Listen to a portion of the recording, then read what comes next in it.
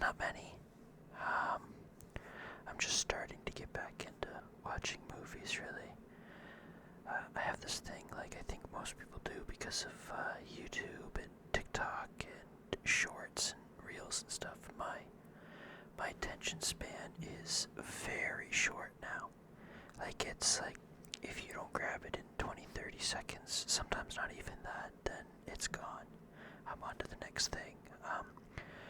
So I've been trying to watch more movies, set my phone aside, and watch longer form content to try to work on my attention span a little bit. So every weekend I've been trying to watch at least a movie. This past weekend I managed to watch two. It should have been three, but we'll get into that. So if I remember, I'm gonna pop the movies, the posters right here in this corner. And obviously by the thumbnail, I'm gonna include all the movies in the thumbnail. By the thumbnail, you'll be able to tell what I've watched.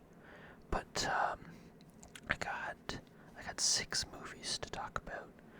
3 of them are Timothée Chalamet movies, and then the other 3 are newer movies I think everyone should recognize. But we will start with the first one right here, Marty Supreme. Yes, I saw this back, I think, just after Christmas. I went to the theaters while I was on my 2-week break from work for Christmas holidays. I had 0 expectations going into the movie. I knew absolutely nothing about it, other than that Timothée Chalamet was in it and Gwyneth Paltrow. But I thoroughly enjoyed it.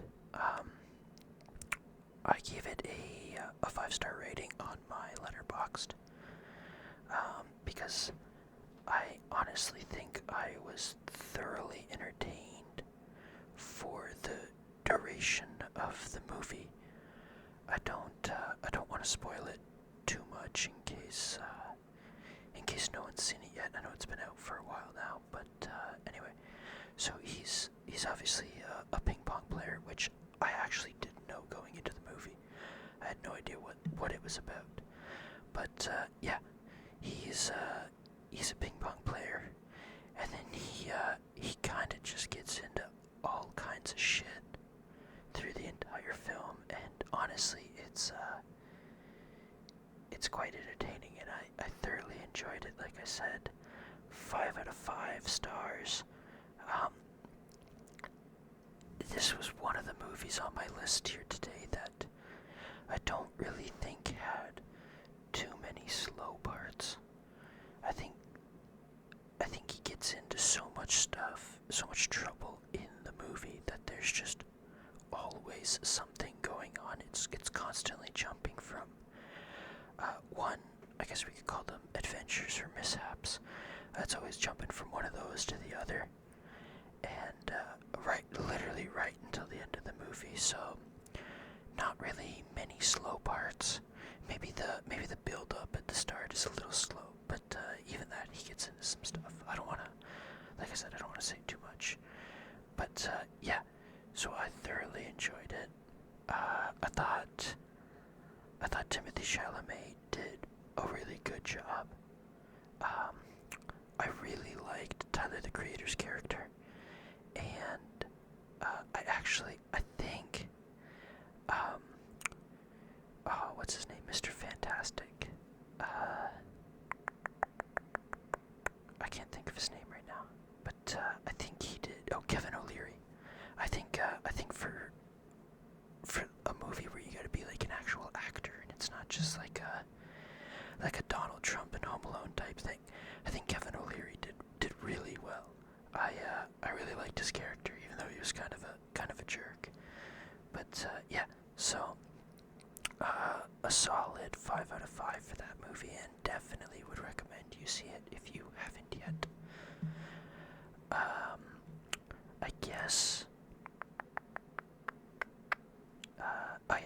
guess if we do the Timothy Chalamet movies, we'll go in order of what I saw last to what I just watched. So the next one right here is Dune Part 1.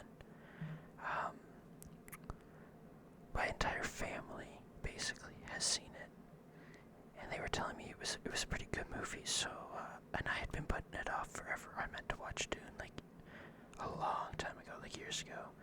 So I finally got around to watching Dune Part 1.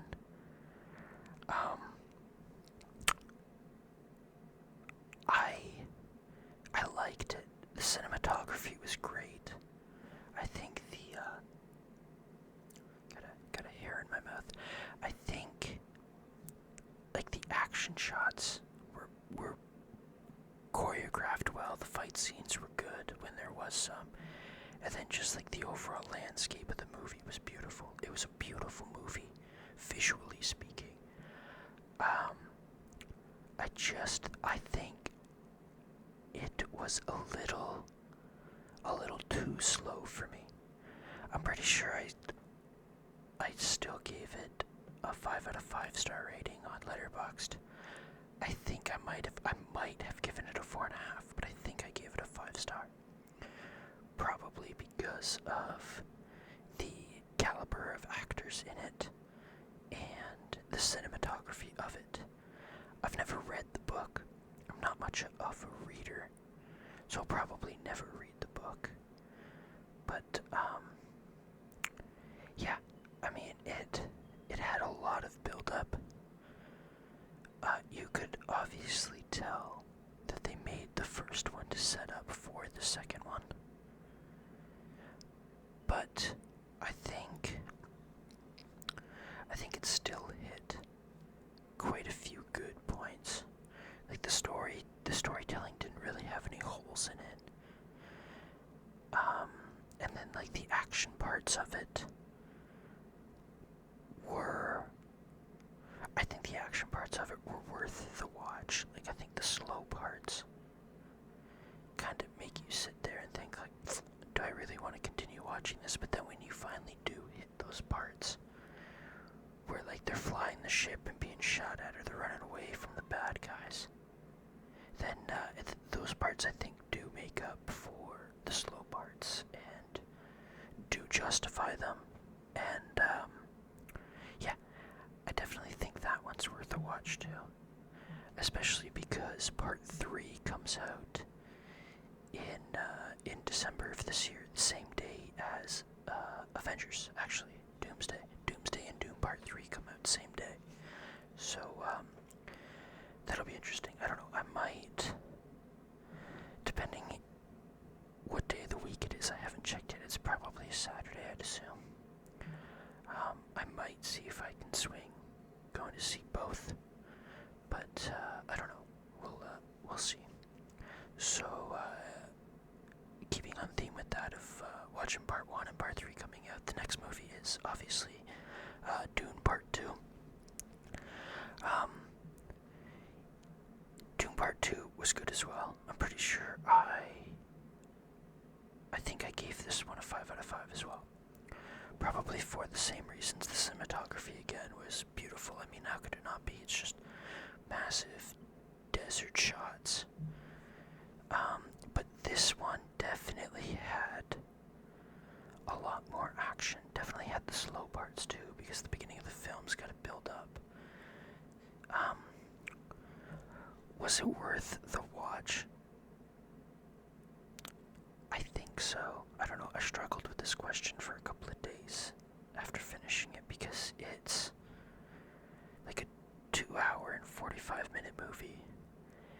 And I honestly think you could get the gist of the entire movie only watching the last 45 minutes.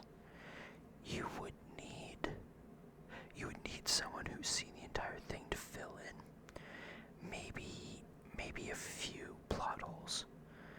But if you watched Part 1 and you want to see Part 3, because I'm pretty sure it's done after Part 3. I think Part 3 is the conclusion. You can correct me if I'm wrong, I don't know.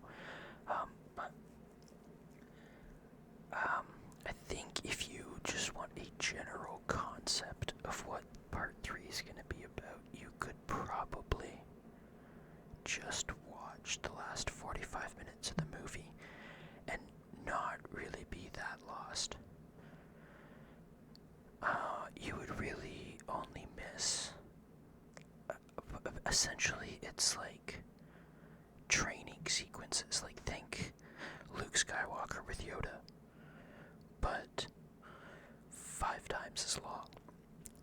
Essentially, like, Paul learns how to use his mother's powers and ride worms, but I think it's so...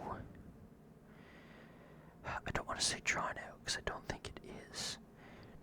They really took the time to go through each part of it, and that's why I think it takes like 2 hours to get through it.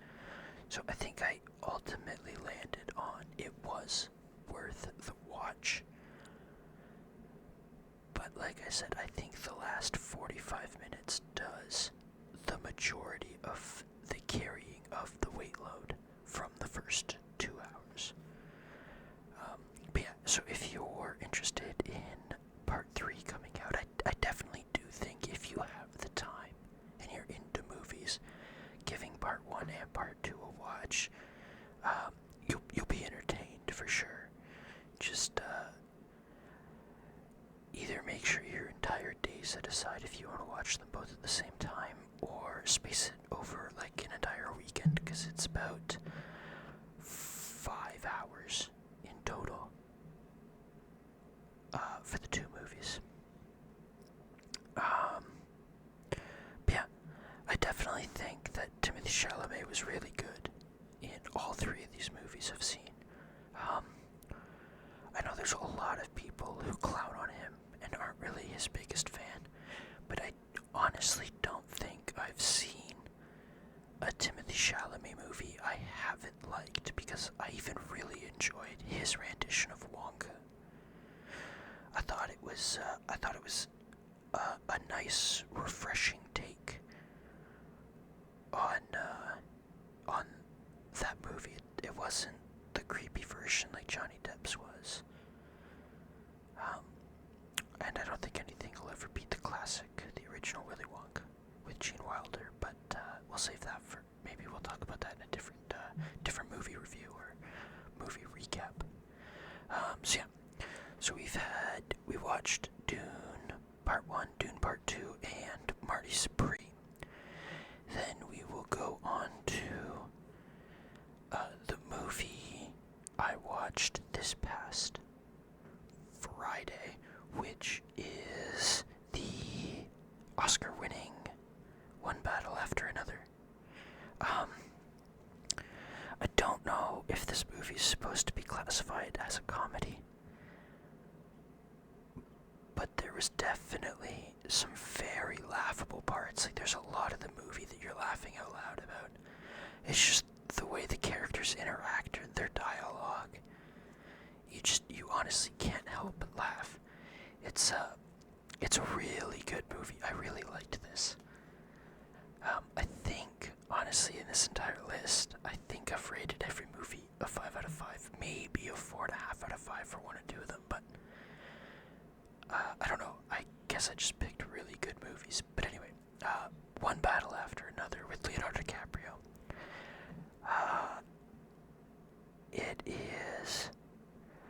It's really entertaining. I really liked it. I didn't think I was going to. But the plot of the movie takes so many twists and turns, especially coming near the end, that it kind of keeps you on the edge of your seat. Right? Like, you go through the first part of the movie, and you just think that it's going to be a natural progression from there, and then they just completely switch it up. And then it brings you to a different part of the movie, and you think, okay, I can see how we got here. And then you think it's just going to be a linear progression from there, and then they switch it up again. And then it takes like 1 or 2 more minor twists and turns. And honestly, it just overall was a very entertaining watch, and I can see why it won Best Picture this year. I think Leonardo DiCaprio does a really good job with his character. And then I honestly don't know the names of too many of the other people. I recognize a couple of the people, obviously. I mean, I think most people will. but I couldn't tell you their names off the top of my head without looking them up. But I think everyone was casted perfectly for their roles. I think they all did an amazing job at portraying the characters that were written. And definitely, if I had to recommend one movie out of my list here tonight, I would hesitate. It's definitely probably this movie, or the one I'll talk about last. But we'll bring this up again when I talk about that movie shortly here. But yeah, it's not that long. If I remember, it's like just over 2 hours, maybe stretching 2.5. But honestly, it feels shorter with how entertaining it is. You kind of just lose track of time watching this. So yeah, thoroughly enjoyed it. So I watched that this past Friday because I was supposed to watch Project Hail Mary. Now, I don't work Fridays anymore, so I bought the 11:30 a.m. showing at my local theater in IMAX. I drive there, it's freezing rain, so I already kind of didn't want to go, but I wanted to see the movie. I've heard good things, and I thought, what the hell, I'm not doing anything today, I may as well, because I hear it's a really good movie. It'll be an entertaining couple of hours. So I go. Thank God I wasn't planning on buying popcorn or a drink or anything. I sat down with my water bottle. I bought a seat in a section all by myself. Theater's half full. 11:30 comes. The previews don't start. And I'm sitting there scrolling my phone, and I'm like, okay, maybe I read it wrong, because I had swore the night before it said noon, not 11:30. So I'm like, maybe something in the app happened, and the time got messed up. So I'll just sit here, I'll wait. 10:40 comes, still nothing. Like, 'cause by that point, even if it was a noon showing, 20 minutes, like, I'd expect the lights to go down a little bit and previews to come on, but nothing. And then 11:45 hit, and you could hear people in the audience. The theater was about half full. A couple of the guys were saying out loud, they're like, I thought this movie was supposed to have started by now. And they were kind of just getting restless, and then, like, not even 2 minutes later, all of the lights in the theater come on. The same guy goes, oh, well, that's not good. And then I'm sitting seat 1, row K, so about halfway up the theater, almost right above where the entrance is to come in. Next thing you see is a theater employee coming in. And he's like, hey guys, sorry to inform you, but we were never sent the IMAX file in time. So unfortunately, there won't be a showing. So I got a free admission ticket in return to compensate for the ticket I bought. And I will have to strike Project Hail Mary as a haven't seen yet out of 5. But maybe I'll do another movie recap in like a week or two, maybe a couple of weeks. Give me some time to watch some more films, and hopefully we'll start off with that one. And then the last movie here, the one I'm hesitating to recommend between One Battle After Another and this one, if you're gonna watch it, is Ryan Coogler and Michael B. Jordan's Sinners. I watched this one the night before recording this, and I really liked it. It was a very entertaining movie, and definitely on the shorter side. I think it wasn't even 2 hours. It was like an hour and 45 minutes. But the majority of the movie, actually no, not even, the entire movie takes place over the course of like a 24-hour span in this village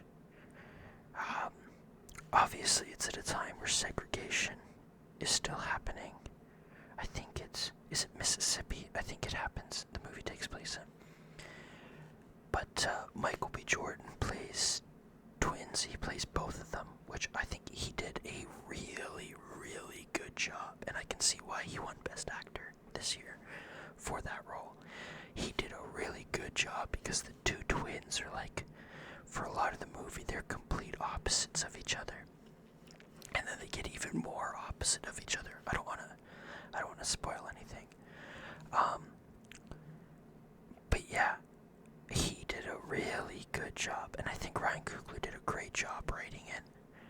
And I know I've seen him on a stage somewhere talking about how there's a whole, like, Sinners cinematic universe. And, watching, before I had seen the movie, I was kind of questioning, like, how do you develop a whole universe from one movie? But after seeing it, you can definitely see the different kind of plot points he'll probably touch on. There's one character specifically that you could see they'll probably make a prequel about. Just listening to like his stories through the film. And then the movie ends off on an obvious plot point for Sinners 2. Kinda one character for sure, another one maybe, who knows. But I am thoroughly looking forward to seeing where the next Sinners movie takes place, because I think Sinners 2 is at the end of the timeline for the universe. I think it's going to be a couple prequels or something to explain the premise better, and I'm thoroughly looking forward to that. Obviously, hearing me talk about it, I rated this movie a 5 out of 5. I watched it last night. I think I paused it maybe once to go to the bathroom, and that was it. I really liked it. So, sitting here talking to you guys now, I think I've changed my mind. I think I would recommend, if you could watch one movie I've talked about tonight. Obviously, I can't say about Project Hail Mary. Go see it if you want. I mean, I'm sure it's going to be entertaining. I didn't read that book either, but no, out of the 5 movies I have seen, I feel like 100% I would recommend you see Sinners. If you could watch 2 movies, I would say Sinners and One Battle After Another. But if I could only recommend one movie, if you only have time for one movie, definitely Sinners if you haven't seen it yet. Yeah, so that's been my movie log lately. I've mentioned it a couple of times, but I've started using Letterboxd to keep track of the films and my ratings. I haven't left any reviews yet, but I might go back and leave some, just like my own personal notes about whether I found the movie entertaining or slow parts or whatnot. But yeah, that's all the movies I've watched lately. Let me know down below if you've seen any of the ones I talked about, and what you've been watching lately. I'd love to hear what kind of movies you've seen or what movies you're into. I personally am not very much a scary movie guy. I can always tell when a jump scare is happening, but I hate jump scares. Like, I can tell it's gonna happen, and even if I look away and close my eyes, I still get scared. I don't know. It's something I've never been able to overcome. But yeah, let me know down below what you've been watching and what movies you're excited for. Hopefully, listening to me ramble about films has been relaxing as you're laying in bed or maybe doing homework or something. And I will see you guys in the next video. Not quite sure what it's gonna be yet. I have a couple ideas, but we'll see what I end up recording. Alright, good night guys, and sweet dreams as always. If you liked the video, hitting that thumbs up would be much appreciated.